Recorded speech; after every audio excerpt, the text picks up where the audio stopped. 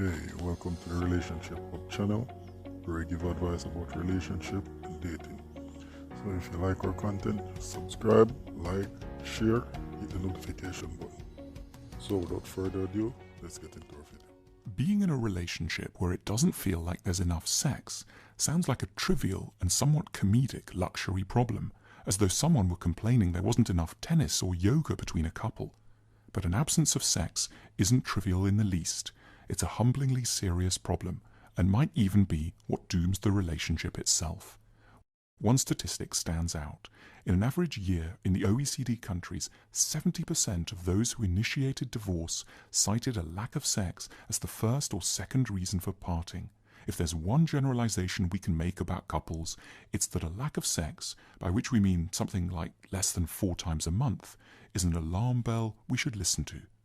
Why is sex such a key part of keeping two people close? Because in sex, two people accept each other in the most profound of ways. The apparently dirty and shameful sides of us, the wayward fantasies and the unusual longings, are legitimated through sex. Someone else witnesses and accepts us as bodily and psychological beings. Sex symbolizes an end to loneliness and a reaffirmation of trust. Not daring or wanting to have sex with a partner is tantamount to admitting that one can't be oneself in their presence.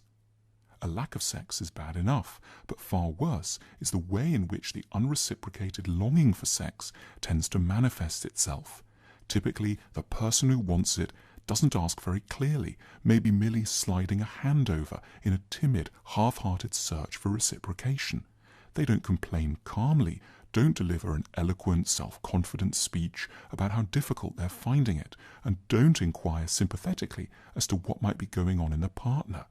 Far too often, they tend to quickly move on to symptomatic behavior, wherein their disappointment and sense of humiliation are acted out rather than discussed. They bang dishes, they get mean. A whole raft of conflicts then develops that has ostensibly nothing to do with sex, and yet is caused by its absence. One starts squabbling over the in-laws and the state of the kitchen. The one who's been let down sexually behaves so badly they start to seem like a monster, further reducing the chances of sex ever taking place. Eventually, the sex-starved party may simply go off and have an affair, not because they don't love their partner, but because showing their desire has become so fraught with rejection that they're out for a bit of revenge. The lack of sex discussion is so hard to have because, quite simply, it feels so shameful to be unwanted sexually. It plays into every worst fear about unacceptability. It's bad enough when it happens on a date. It's even sadder to have to admit that one's being rejected by one's partner inside the apparent safety and commitment of a long-term relationship. Maybe there's something wrong with them, but far more likely there's something revolting about us. Key to a process of reconciliation is to rein in one's wilder feelings of rejection and self-disgust in order to be able to consider why the other party might have gone off sex. Here's a key fact. Everyone wants sex, in principle.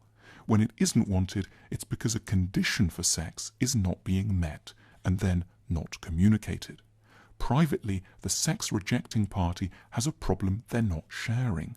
They might in secret be thinking, I might have sex if only you listened more to my problems with my family, or if you gave me more time to do my work, or if you weren't so mean to me around domestic chores.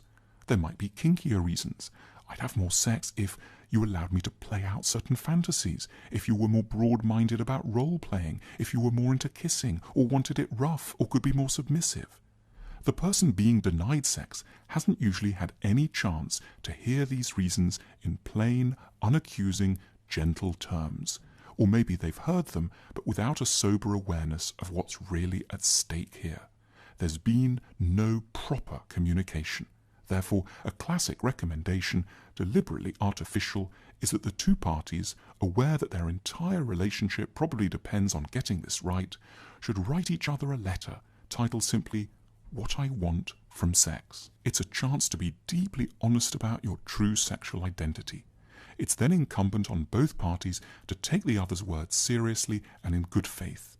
Two people are always going to be a bit sexually incompatible, but we shouldn't get so scared and angry at this that we create a secondary barrier of hurt, punishment, and shame. We should take the first steps to finding a way in which what you want and what they want can in a modest way be harmonized, and the sarcasm and banged dishes can stop.